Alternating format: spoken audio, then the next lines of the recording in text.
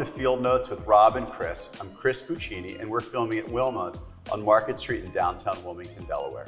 And I'm Rob Buccini. Today, we're joined by some of Wilmington's best and brightest chefs and restaurateurs.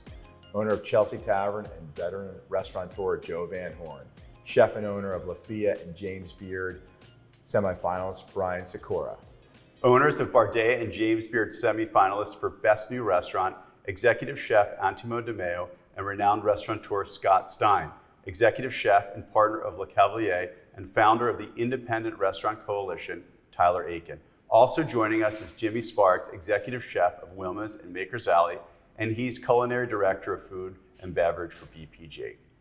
These culinary leaders have helped shape the Wilmington restaurant scene through their passion for food, expertise in hospitality, and dedication to our community. We're excited to speak with them today about the past, the present, and the future of the restaurant scene here in downtown Wilmington. Growing up in Prospect Park, Joe began washing dishes to pay for tuition at St. James Catholic High School in Chester. He continued juggling full-time restaurant jobs while attending Westchester University. Van Horn began his career in Wilmington waiting tables at Columbus Inn and eventually became both the general manager for Kitchelines and Columbus Inn in the mid-1990s. In 2010, now a veteran of the Wilmington restaurant scene, Joe and his partners opened Chelsea Tavern as a craft beer destination on Mark Street in downtown Wilmington. After working at Tangerine in Philadelphia, then 30-year-old Bryan Sikora realized he longed for the spontaneity and personalization of a small restaurant, so he opened Django, an intimate and food-driven 36-seat restaurant. Bryan and his wife Andrea Sikora's foray into Delaware's dining scene began at La Fia in 2013. In 2016, the Sikoras opened gastro-pub Merchant Bar across the street. 4 years later, they opened the Crow Bar in Trolley Square. The Sikoras also own and operate a modern Italian restaurant, Hearth Kitchen, in Kennett Square. Bryan is the 2014 James Beard Awards semifinalist. Welcome, Bryan. Thank you. All right.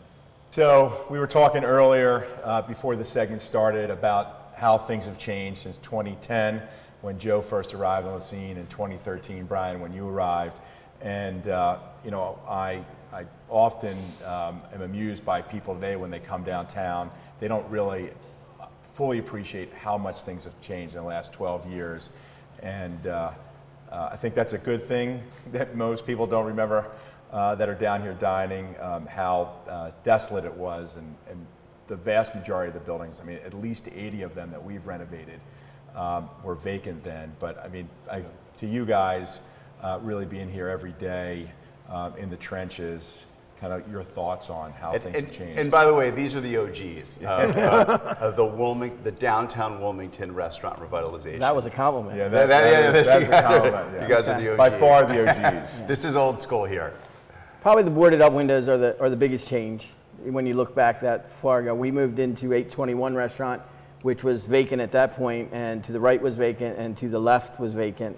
Down to and the right of that, and the left of that. We hit a bank at one point, and then Walgreens at the end. So it was a different place altogether. And the biggest changes, the businesses that moved in have also brought residential community in, and that's what I think is the biggest changes. There is now a base of people down there. It used to be a destination to come to Market Street to see a grand show or go to the Hotel DuPont Theater or something like that. Now people are coming down just to eat, because it's a culinary, landmark now. I mean, thanks to you guys, it used to be nights and weekends, Wilmington was dead.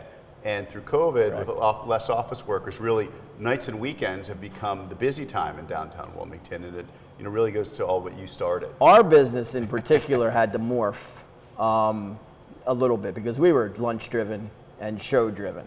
And COVID took away lunch, and it took away shows. Yeah, right. So we kind of morphed into feeding off the residential community, because they weren't traveling as much and going to work in Philly or wherever, they were staying home. And then the takeout business is just, for us, a pizza place always did takeout, so they added to their business a little bit. We did no takeout, and we just blew up takeout wise. So we had to morph into that, and then we stay open till 1 every night, so we get that late night crowd. We get people that work for some other people that come in afterwards and hang out till 1. So we just had to change a little bit. And Bryan, tell us, like, again, you're one of the first people to really be a pioneer and entrepreneur on Market Street. Why Wilmington? You know, you really made a name for yourself in Philly. And how did you end up, ready to invest in Wilmington? Sure. Well, I love the area. I love the regional, the location. The sense of place is always important. No matter where you are, you have to feel comfortable where you are to be productive. And I love the Brandywine Valley. It's great. And this is the city in the Brandywine Valley. So I saw it, and I still see it as a cool little urban, diamond in the rough that's coming along nicely. We've been here 10 years.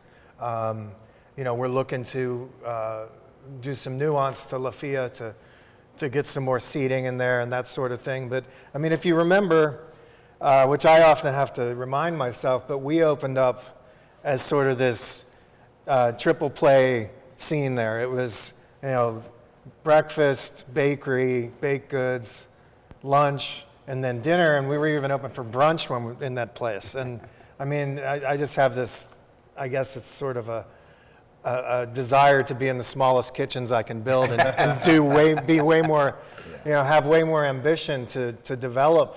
Or it's just trying to almost see, what does the community need? How many of those things can I provide to make money at it, to be successful? And that's always been sort of, the plan and the goal, and then what the community shows you they're looking for, that's what you become. We're definitely more of a fine dining restaurant than we've ever been. And we really want to kind of build on that, because I think that, this is sort of a bougie thing down here nowadays. And I think that, the more kitschy it gets, the more people want to come out and be seen. And I think the development forward with the development of these spaces is to have more of an environment where people can be social, on their feet, small groups of people, wearing their nice bougie outfits and being seen and seeing each other and having a good time. So I feel like that's sort of the future growth of the restaurants on the street. And that's kind of where we want to move with La Fia. And then, then the extra from that can go over to Merchant Bar, which is what we still try to do, is across the street. When La Fia opened, I mean, literally across the way, the Queen was finishing up from a large renovation. The Queen had sat vacant for 40 plus years. And then Merchant Bar was really collapsing. The building literally was collapsing. And so now when you walk down there versus, 8 years ago, really unbelievably different. And, obviously you were able to be successful then. It'd be interesting to see as people, really, this is the first big week people are back at work from COVID, being in early March. And it's going to be super interesting to see a month, 2 months from now, how busy things get. I think, Joe, we were talking this past weekend was the busiest. Busiest weekend we had this year, by far, and probably last 2 years.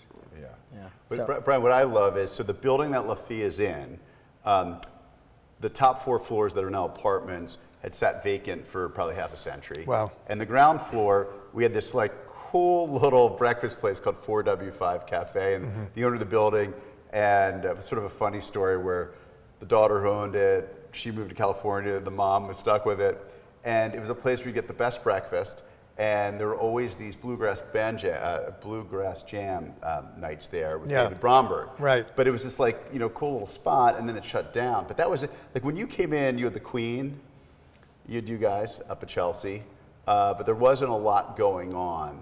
And then for you to expand across the street to Merchant Bar, was it, because again, we saw early on a lot of local restaurateurs, were a little concerned about being a pioneer. What was sort of like what made you be that pioneer to come in here? I guess it was just what you had seen in Philadelphia with Django. Yeah. I mean, travels definitely show you. I mean, certainly some cities feel like they're more independent. Like you look at Portland, Oregon. Yeah. It's like the scene there over a couple of years when I lived there for a little while and then I went back to visit. You saw how the neighborhoods changed because independent little restaurants opened, and also one of the biggest topics I would throw at that also is the community or the local government has to be on with you and be willing to help. Because some places you go to try to open a business, and it's almost like they just want to work against you. You know, whether it's because of money or even just, you know, they don't want to talk to you at the city office or one thing or another. They make it difficult. Being in Wilmington, especially now with the mayor we have in here now, it feels like you go to City Hall and they're moving the ball with you, not going against you. Yeah. So you feel like you want to do more to put yourself in the city, and that's like even. Yeah, across the street from La Fia seems so obvious, and we have a small bar there. So yeah, let's put the bar across the street, and you know, and that was a lot of fun, and gave us a lot of pride to walk back and forth across when you're needed, and see both places doing well. On, like you say, on a show night, you'd see, you know, people coming before and after the show. So it was just, you know, very cool. And you know, so the more opportunities you see on the street, which there are, you want to, you know, get in there if you can, or do that thing, or make it bigger, you know, and add more seats, you know, because here again, also the weekends are your biggest, you know, any restaurant will tell you, any restaurateur will tell you, the weekends, that's your money. So the more seats you have, you know, the better you're going to do. So you can have a couple, you know, Monday, Tuesday, Wednesday are slow, but, you know, you make it up on the weekend if you have the space. So, you know, the more ambition you have, you know, you're trying to dial it down every day, and it gives you the reason, like you guys know, it gives you the reason to get up because you're producing things forward. Whenever you're just kind of doing it the same all the time, maintenance and that sort of thing, it gets very mundane. So it's always nice to have something new on the horizon to look forward to, even if it's just a menu change or a seasonal thing or one thing, you know, or a new prospect, you know. And you know, coming into Wilmington, it's always been very.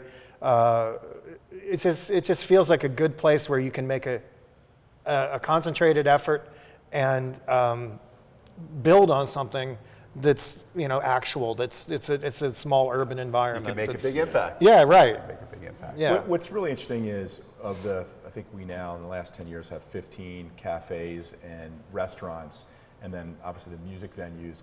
Everyone is authentic, so we don't have a chain here. And Right. you think by now. And I'm really proud of how authentic the offerings are, the restaurants are, and we have 3 James Beard nominated chefs on the street, which is really pretty incredible. There was an article recently, I think last week, in Thrillist, and it was a Philadelphia article. It was a Philadelphia Thrillist article, and it really featured Wilmington. It said how Wilmington had now become, you know, a rival. I think Philly Bite magazine had something too. Yeah, it would become Wilmington Nice. had become a rival. Wilmington had become a rival to Philly's restaurant scene, and you know, obviously, I think that has to make you all feel so proud. Yeah. It's about you.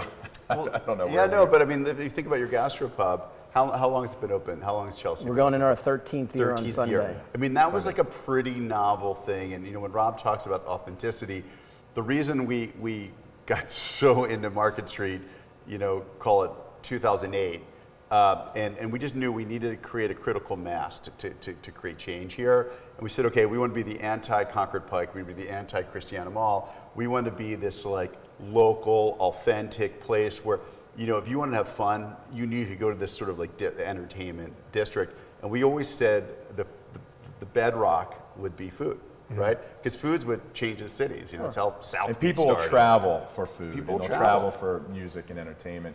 So that clearly has worked. The other thing which was interesting to me was 10 years ago, 12 years ago, was really the advent of people trying to build town centers, like the King of Prussia Town Center now has arrived. And we had this unbelievable town center of Market Street, 14 blocks, of beautiful architecture. Every building was vacant and abandoned. So we had the actual original town center that has been revitalized, and it's really 90% of the credit is because of the restaurants. So it all goes And back. then once the good restaurants show up, then the apartments show up, the condominiums show up, and now I think, Joe, you had Parking mentioned- shows up. Parking shows up, and you had mentioned you get a fair amount of the residents, you know, Oh coming yeah, in. oh yeah. I mean, we have the play where you live, you know, Right. and we can track it that way, and we get a fair amount. We know them. Yeah. You know, it's different now than, you know, I was a Trolley Squareite at the beginning of my career, and now I'm down here. When I was in Trolley Square, I never came down here. Yeah. you know, and then all of a sudden, 20 blocks away. and it was literally right there.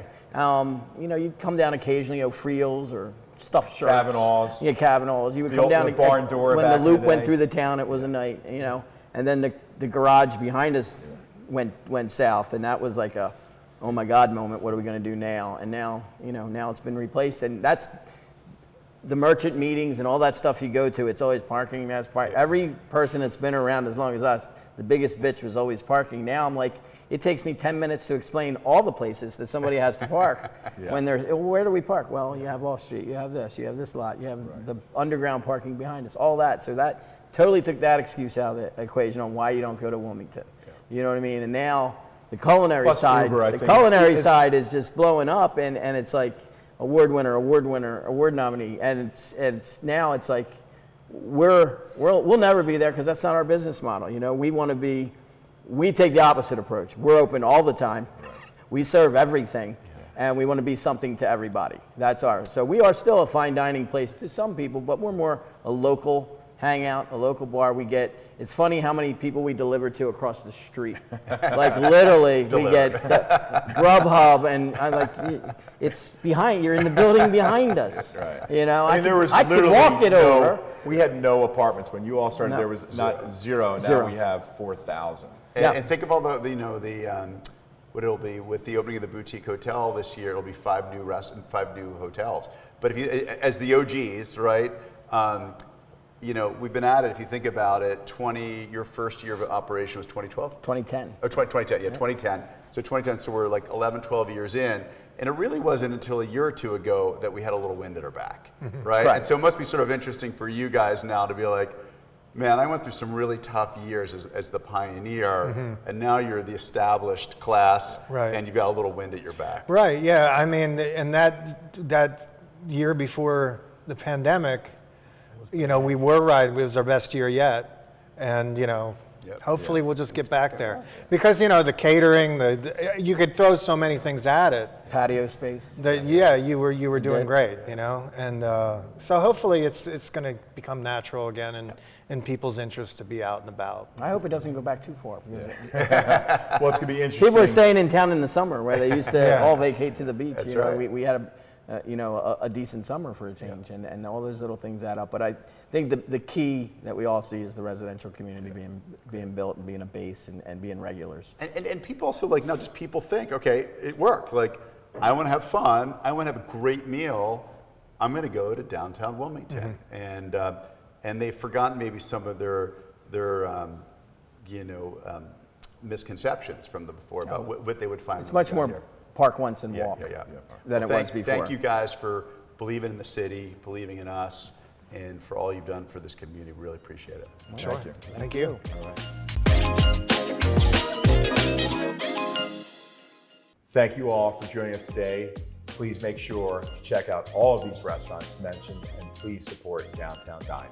And follow us on social media at Buccini Poland and subscribe to our channel. We'll see you next time on Field Notes with Rob and Chris.